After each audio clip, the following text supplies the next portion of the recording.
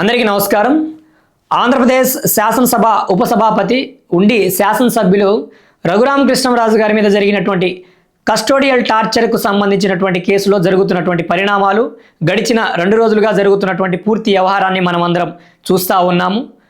ఏదైతే కస్టోడియల్ టార్చర్లో ఆరోపణలు ఎదుర్కొంటున్నటువంటి ఆనాడు సిఐడి డిఐజీగా ఉన్నటువంటి మేఘావత్ సునీల్ నాయక్, ఆయన బీహార్ క్యాడర్కు చెందినటువంటి ఐపీఎస్ అధికారి, గత ప్రభుత్వ హయాంలో డిప్యూటేషన్ మీద ఆంధ్రప్రదేశ్ రాష్ట్రానికి రావడం, ఆయన సిఐడిలో డిఐజీగా విధులు నిర్వర్తించడం, ఏదైతే గుంటూరు నగరంలో ఉన్నటువంటి ప్రభుత్వ ఆసుపత్రి సమీపంలో ఉన్నటువంటి సిఐడి కార్యాలయానికి ఆయనే బాస్, అక్కడ జరిగేటువంటి ప్రతి కార్యానికి కూడా కర్త కర్మ క్రియ అన్నీ కూడా ఆయన కనుసంధంలోనే కొనసాగుతుంది.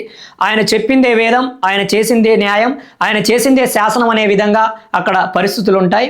రఘురామకృష్ణంరాజు గారికి సంబంధించినటువంటి వ్యవహారంలో కూడా ఆనాడు ఏదైతే ప్రభుత్వానికి వ్యతిరేకంగా, జగన్మోహన్ రెడ్డి గారికి వ్యతిరేకంగా గళాన్ని వినిపిస్తూ ఉన్నారు, ప్రభుత్వాన్ని కూల్చేటువంటి కుట్ర చేస్తున్నారనేటువంటి ఒక తప్పుడు ఆరోపణలతో సునీల్ నాయక్ గారి యొక్క కంప్లైంట్ను ఆధారం చేసుకొని ఆయనే విచారణ అధికారి, ఆయనే అన్నీ చూస్తారు, ఆయనే కంప్లైంటెంట్ కూడా రఘురామకృష్ణంరాజు గారిని హైదరాబాద్ నగరం నుంచి అన్యాయంగా అక్రమంగా కిడ్నాప్ చేసి తీసుకువచ్చి ఆయన మీద లాకప్ టార్చర్ కావచ్చు, కస్టోడియల్ టార్చర్కు పాల్పడ్డారు.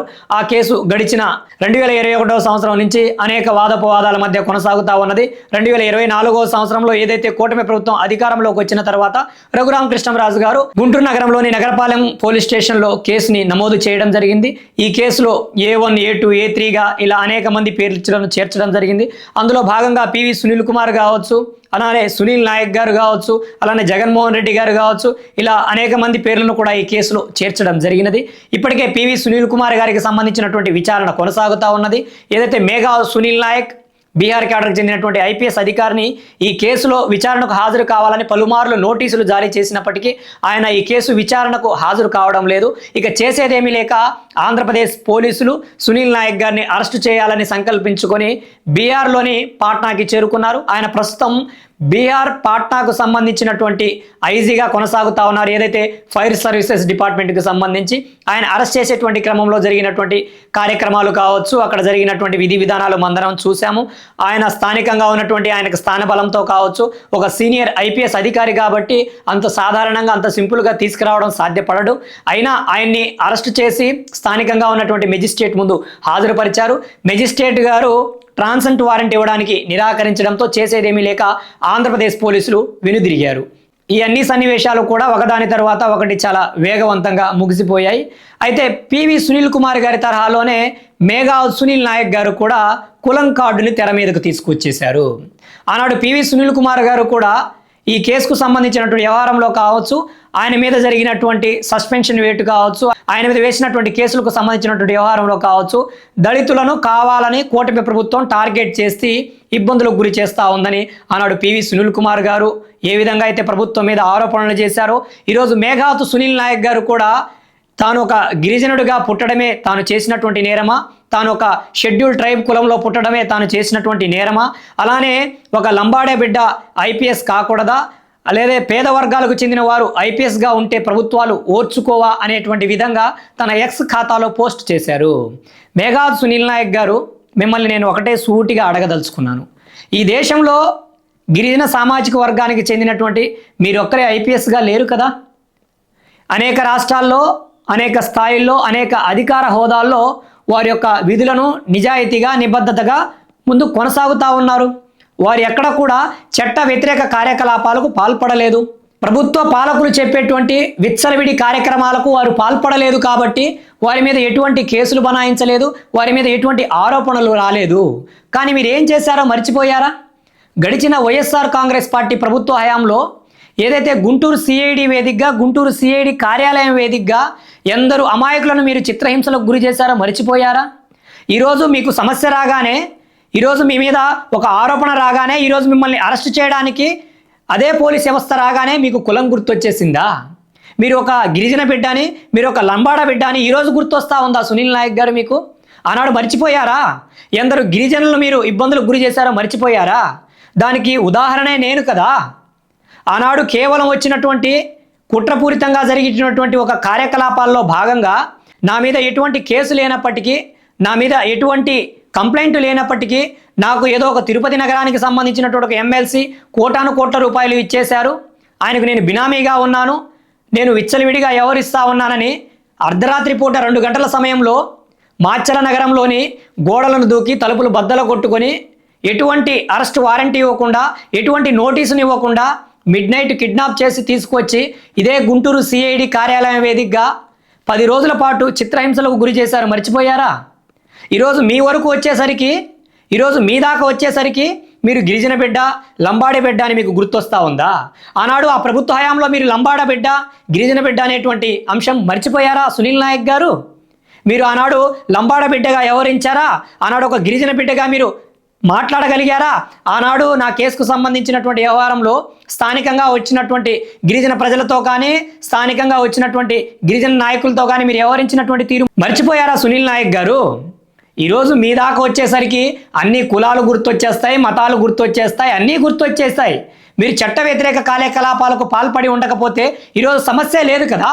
ఈరోజు గిరిజనుడువా, దళితుడువా, గిరిజనులకి దళితులకి తప్పులు చేసి తప్పించుకోవడానికి ఏదైనా ఒక కార్డు, లైసెన్స్ ఏదైనా ఈ దేశంలో ఇవ్వబడిందా? నేను ఒక గిరిజన సామాజిక వర్గానికి చెందినటువంటి వ్యక్తినే కదా, నేను కూడా అదే లంబాడ జాతికి చెందినటువంటి బిడ్డను కదా. ఆనాడు బెల్టులు తెగే విధంగా, లాఠీలు విరిగే విధంగా విచ్చలవిడిగా వేధింపులకు గురి చేశారు, మర్చిపోయారా? హింసించారు, మర్చిపోయారా? తప్పుడు ప్రచారాలు చేయించారు, మర్చిపోయారా? మీరు ఈ 16-17 రోజుల పాటు అన్ని నాటకీయ పరిణామాల మధ్య చేసి ఆర్థికంగా నన్ను కుంగదీసి నా వ్యక్తిత్వం మీద, నా భవిష్యత్తు మీద, నా జీవితం మీద ఒక ముద్ర వేసే విధంగా, ఒక తప్పుడు వ్యక్తిగా నన్ను చిత్రీకరించే విధంగా వ్యవహరించారు, మర్చిపోయారా సునీల్ నాయక్ గారు? ఏదైనా మీరు చేసి ఏదైనా నా మీద కేసు పెట్టగలిగారా? నేను తప్పు చేసి ఉండుంటే నన్ను అరెస్ట్ చేసేటువంటి హక్కు మీకు ఈరోజు పోలీస్ వ్యవస్థకు ఉంది. అరెస్ట్ చేయండి, మెజిస్ట్రేట్ ముందు హాజరుపరచండి, న్యాయ విధి విధానాలు ఏవైతే ఉన్నాయో వాటికి అనుగుణంగా మీరు వ్యవహరించాలి కదా. ఆనాడు మీరు వ్యవహరించారా? ఆనాడు మీరు నిబంధనలు పాటించారా?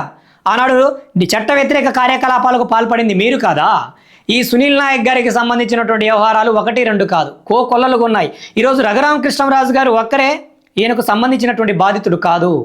ఈ రాష్ట్రంలో అనేక మంది వైఎస్ఆర్ కాంగ్రెస్ పార్టీని ప్రశ్నించినటువంటి వ్యక్తులు కావచ్చు, వైఎస్ఆర్ కాంగ్రెస్ పార్టీకి వ్యతిరేకంగా పనిచేసినటువంటి వ్యక్తులు కావచ్చు, తెలుగుదేశం పార్టీ, కూటమి పార్టీల్లో పనిచేసినటువంటి వ్యక్తులను కావచ్చు టార్గెట్ చేసి మరి ఇదే గుంటూరు నగరంలో ఉన్నటువంటి సిఐడి కార్యాలయం వేదికగా వేధింపులకు గురి చేశారు, హింసించారు, వారి మీద 3rd డిగ్రీలు పాల్పడ్డారు, వారి మీద కేసులను బనాయించి కటకటాలకు పంపించారు.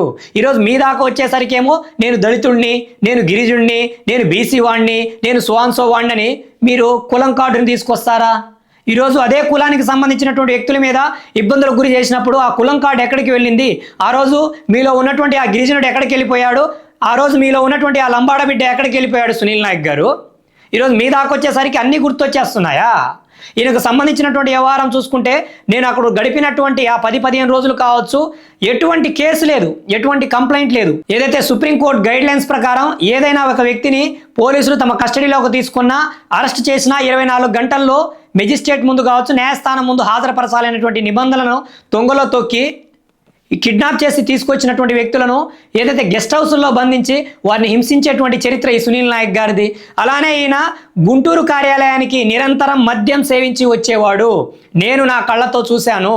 నిరంతరం ఆ సినిమాల్లో ఏదైతే టిన్నులను ఉపయోగిస్తారో ఆ టిన్నులో మద్యం పోసుకొని 24/7 కూడా ఈ సునీల్ నాయక్ అనేటువంటి వ్యక్తి మత్తులోనే ఉండేవారు. ఆ మత్తులో చిందులు వేస్తూ అక్కడ వచ్చేటువంటి తెలుగుదేశం పార్టీ నాయకుల మీద కావచ్చు, లేకపోతే మీడియా వ్యక్తుల మీద కావచ్చు, వైఎస్ఆర్ కాంగ్రెస్ పార్టీని ఆనాడు ప్రశ్నించేటువంటి వ్యక్తుల మీద తన యొక్క భావజాలాన్ని ప్రదర్శిస్తూ లాఠీలు విరిగేలా, బెల్టులు తెగేలా, ఇతరితర సామాగ్రిని వాడి వారిని టార్చర్ చేసినటువంటి చరిత్ర ఈ సునీల్ నాయక్ది. ఈరోజు గిరిజన బిడ్డ, నేను బంజారా బిడ్డను, నేనేమో లంబాడ బిడ్డనని ఏదో సింపతి కార్డు ఉపయోగిస్తే ఈరోజు నమ్మడానికి ఈ రాష్ట్ర ప్రజలేమో వెర్రి గొర్రెలు కాదు. సునీల్ నాయక్ గారు, మీరు కూడా ఇదే ప్రాంతంలో జన్మించారు కదా, పల్నాడు ప్రాంతంలో వినుకొండలోనే కదా మీరు జన్మించింది. మరి ఆ ప్రాంతంలో ఉన్నటువంటి రాజకీయ పరిస్థితులు మీకు అన్నీ తెలుసు, ఆ ప్రాంతంలో ఉన్నటువంటి స్థితిగతులు అన్నీ మీకు తెలుసు. ఆనాడు స్థానికంగా ఉన్నటువంటి శాసనసభ్యుల సహకారంతో వారితో కుమ్మక్కై వారు ఇచ్చేటువంటి సలహా సూచనల మేరకు ఎందరో అమాయకులను చిత్రీకరించారు, ఎందరో అమాయకుల మీద వేధింపులకు గురి చేశారు. మరిచిపోయారు మర్చిపోయారా అని మిమ్మల్ని నేను సూటిగా అడగదలుచుకున్నాను. ఈరోజు నిజాయితీగా ఉంటే, నిబద్ధతగా ఉంటే తప్పకుండా జాతి మన పక్షాన, మనకి ఏదైనా ఇబ్బంది జరిగితే మనకు వెన్నుదన్నుగా జాతి ప్రజలు, జాతి జనులు, జాతి యువత నిలుస్తుంది. అంతేకాని ఆనాడు అధికారం ఉన్నప్పుడు ఒక విధంగా, అధికారం కోల్పోయిన తర్వాత విధంగా, ఆనాడు అధికారాన్ని అడ్డం పెట్టుకొని విచ్చలడిగా వ్యవహరించి ఈరోజు అధికారం పోయి రాష్ట్రాన్ని విడిచి తిరిగి మీ సొంత క్యాడర్కి వెళ్ళిపోయి ఈరోజు మీ మీద కేసు పెట్టి అరెస్ట్ చేయడానికి రాగానే మీకు గిరిజనుడు అనే విధంగా, లంబాడ బిడ్డ అనే విధంగా గుర్తుకొస్తున్నాయా? ఆనాడు మరి ఈ గిరిజన బిడ్డ మీద, ఈ లంబాడ బిడ్డ మీద కనికరం ఎందుకు చూపించలేకపోయారు? ఇది కుట్రపూరితంగా జరుగుతున్నటువంటి కేసు అని మీకు చాలా స్పష్టంగా తెలుసు. నిజంగా నేను తప్పు చేసి ఉండుంటే ఆనాడు నన్ను మీరు కటకటాలకు పంపించి ఉండేవారు. నేను తప్పు చేయలేదు కాబట్టే కదా నా మీద కేసును బనాయించలేకపోయారు. కానీ నా యొక్క వ్యక్తిత్వ హననానికి పాల్పడ్డారు.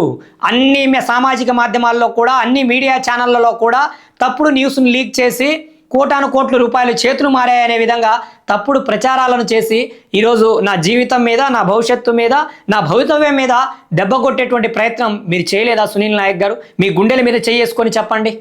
మీరు మమ్మల్ని వేధించలేదా? మీరు నన్ను హింసించలేదా? మీరు మద్యం సేవించి విచ్చలవిడిగా ఆనాడు సిఐడి కార్యాలయం, ఏదైతే గుంటూరు నగరంలో ఉన్నటువంటి సిఐడి కార్యాలయంలో మీరు మద్యం సేవించి రాలేదా? కార్యాలయంలో ఉండి కూడా మరి మద్యం సేవించలేదా? మీ గుండెల మీద చేసుకొని చెప్పండి. ఈరోజు మీరు లంబాడ బిడ్డని గొప్పగా చెప్పుకుంటున్నారు కదా, సేవాలాల్ మహారాజ్ మీద ఒట్టేసి చెప్పండి. సేవాలాల్ సాక్షిగా మాట్లాడండి, రండి. ఈరోజు మీ దాకా వచ్చేసరికి అన్నీ గుర్తొచ్చేస్తాయి. మరి సామాన్యులను వాళ్ళ ప్రాణాలు పోగొట్టుకుంటే, సామాన్యులు వేధింపులకు గురైతే, సామాన్యులను హింసిస్తే, వేధిస్తే వారు ఏ జాతి వారైనా సమస్య లేదు. కానీ మీరు ఐపీఎస్లు, ఐఏఎస్లు, మంత్రులు ఇట్లాంటి స్థాయిలో ఉన్నవారు మీ మీద ఏదైనా ఒక సమస్య రాగానే, మీకు ఏదైనా ఒక కేసులో బనాయించగానే మీకు జాతి గుర్తొస్తుంది, జాతి జనులు గుర్తొచ్చేస్తారు, జాతి ప్రజలు గుర్తొచ్చేస్తారు. ఈరోజు రాష్ట్రంలో కావచ్చు, దేశంలో కావచ్చు, అనేక మంది గిరిజన సామాజిక వర్గం నుంచి కావచ్చు, దళిత వర్గాల నుంచి కావచ్చు ఐఏఎస్లు, ఐపీఎస్లు ఉన్నారు. వారందరి మీద కేసులు బనాయించలేదే? వారందరి మీద ఆరోపణలు రాలేదే? వారందరినీ అరెస్ట్ చేయడానికి రాలేదే? వారు చట్టానికి లోబడి, చట్ట విధి విధానాలకు లోబడి పని చేసుకున్నారు కాబట్టి వారి మీద రాలేదు.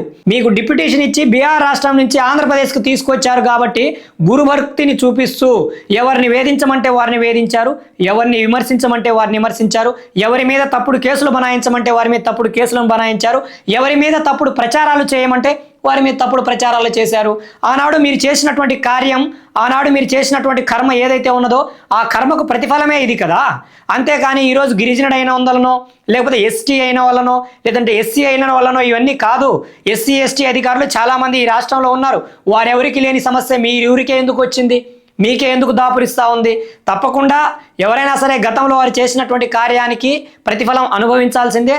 దాన్ని ఎవరు కూడా మార్చలేరు. కాబట్టి కులం కార్డులను ఉపయోగించడం, జాతి కార్డులను ఉపయోగించడం మానుకోండి. నిజంగా ఈ జాతి పట్ల, ఈ కులం పట్ల, ఈ ప్రజల పట్ల మీకు నమ్మకం, విశ్వాసం, విధేయత ఉండుంటే ఆ జాతి జనులను అభివృద్ధి మార్గంలో నడిపించడానికి కృషి చేయండి. ఆ జాతి జనుల్లో చైతన్యం నింపడానికి కృషి చేయండి. ఆ జాతి జనుల్ని చైతన్యపరిచి సన్మార్గంలో నడిపించడానికి కృషి చేయండి. సేవాలాల్ మహారాజ్ గారు చూపినటువంటి మార్గంలో ఈ జాతి జనులను ముందుకు నడిపించడానికి కృషి చేయండి. మాలాంటి వారందరూ కూడా మీతో కలిసి నడవడానికి, మీతో కలిసి అడుగులు వేయడానికి సంసిద్ధంగా ఉంటాం. అంతేకాని చట్ట వ్యతిరేక కార్యకలాపాలకు పాడిపడి, చట్టాన్ని మన చేతుల్లో ఉంది కదా, నేను ఒక ఐపీఎస్ అధికారిని, ఈ దేశంలో నన్ను మించిన ఐపీఎస్ ఎవరూ లేరనే విధంగా నేను ఒక్కడే ఐపీఎస్ అయ్యాను ఈ గిరిజన తెగల నుంచని మీ యొక్క హావభావాలు ఏవైతే ఉన్నాయో అది సరైనటువంటి విధానం కాదు సునీల్ నాయక్ గారు. ఇప్పటికైనా మీ తీరు మార్చుకోండి. జాతి కోసం, నిజంగా ఈ జాతి మీద మీకు ప్రేమ ఉంటే, ఒక గొప్ప స్థాయిలో ఉన్నారు మీరు, ఒక ఐజీ స్థాయిలో ఉన్నటువంటి అధికారి, మీరు చేయగలిగితే చాలా మార్పులు తీసుకొచ్చేటువంటి అవకాశం మీ చేతుల్లో ఉంది. కానీ వాటన్నిటిని పక్కన పెట్టి మద్యం సేవిస్తూ, మత్తులో ఉంటూ, చిందులు వేస్తూ, ఎవరి మీద పడితే వారి మీద కేసులు బనాయిస్తాం, ఎవరిని పడితే వారిని హింసిస్తామంటే ఈ జాతి జనులు కాదు కదా, మీ ఇంట్లో ఉన్న కుటుంబ సభ్యులు కూడా మిమ్మల్ని అసహించుకునేటువంటి పరిస్థితి వస్తుంది. కాబట్టి మీరు చేసినటువంటి తప్పిదానికి మూల్యం చెల్లించుకోవాల్సినటువంటి అవసరం ఉంటుంది. మూల్యం అనేది తప్పదు. అది ఈ రోజు కావచ్చు, రేపు కావచ్చు, 30 రోజుల తర్వాత అయినా కావచ్చు. ఎవరు చేసినటువంటి కర్మలకు వారు ప్రతిఫలం అనుభవించాల్సిందే. దాన్ని ఎవరు మార్చలేరనేది అక్షర సత్యం. కాబట్టి తప్పులకు పాల్పడి, తప్పుడు కార్యకలాపాలకు ఒడిగట్టి, తప్పుడు మార్గంలో ముందుకు వెళ్ళి కులం కార్డులను చూపిస్తామంటే ఈ యొక్క కులాల్లో ఉన్నటువంటి ప్రజలు మిమ్మల్ని స్వాగతించేటువంటి అవకాశం లేదు. కాబట్టి మీరు చేసినటువంటి తప్పిదాలకు మూల్యం చెల్లించుకోండి. జాతికి కళంకం వచ్చేలా చేయొద్దని నేను మీకు హితవులు పలుకుతా ఉన్నాను సునీల్ నాయక్ గారు. వీటన్నిటిని కూడా మనసులో పెట్టుకొని రాబోయేటువంటి రోజుల్లో తిరిగి ఏదో ఒక రూపంలో మమ్మల్ని ఇబ్బందులకు గురి చేసినా చేస్తారు మీరు, అయినా మేము భయపడేటువంటి ప్రసక్తి లేదు. ఎందుకంటే ఈ ధైర్యం వచ్చిందే మీ వల్ల, మీరే కదా అన్యాయంగా అక్రమంగా అన్ని రోజుల పాటు మమ్మల్ని అక్కడ ఉంచారు. కాబట్టి ఈరోజు మేము తప్పు చేయకుండానే అన్ని రోజులు ఉండొచ్చాం. ఈరోజు మీరు ఏదో తప్పుడు కేసులు పెట్టి ఇబ్బందులకు గురి చేస్తాం రాబోయేటువంటి రోజుల్లో అంటే మేము భయపడే ప్రసక్తే లేదు. మీరు ఏం చేసుకున్నా తుది శ్వాస వరకు కూడా, ఆఖరి శ్వాస వరకు కూడా జాతి జనుల ఐక్యత కోసం, ఈ రాష్ట్ర పురోగతి కోసం, ఈ రాష్ట్ర అభివృద్ధి కోసం మా గళాన్ని నిరంతరం వినిపిస్తూ ఉంటాం. జై భీమ్, జై భారత్, జై హింద్.